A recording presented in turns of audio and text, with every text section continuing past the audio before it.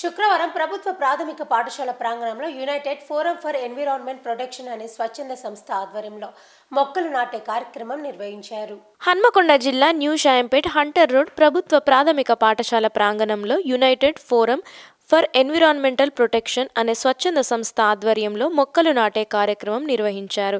ఈ కార్యక్రమానికి ముఖ్య అతిథిగా హన్మకొండ జిల్లా రెవెన్యూ అధికారి గణేష్ హాజరై పర్యావరణ సంరక్షణ యొక్క అవసరాన్ని వివరించారు. ఆయన మాట్లాడుతూ మన సమాజంలో పర్యావరణ పరిరక్షణ అత్యంత అవసరమని, పాఠశాల స్థాయిలోనే విద్యార్థులు మొక్కలను సంరక్షించడంలో ముందుండాలన్నారు. వారి నివాస ప్రాంతంలోనూ చెట్లను సంరక్షించేందుకు ప్రతి ఒక్కరూ కృషి చేయాలని పేర్కొన్నారు. ఈ కార్యక్రమంలో రిటైర్డ్ డిఎఫ్ఓ పురుషోత్తం, పాఠశాల ప్రధాన ఉపాధ్యాయులు ఉప్పలయ్య, విద్యా వికాస ప్రేరణ ఫౌండేషన్ అధ్యక్షుడు పెండ్లి ఉపేందర్ రెడ్డి, టి శ్రవణ్ కుమార్ తదితరులు పాల్గొన్నారు.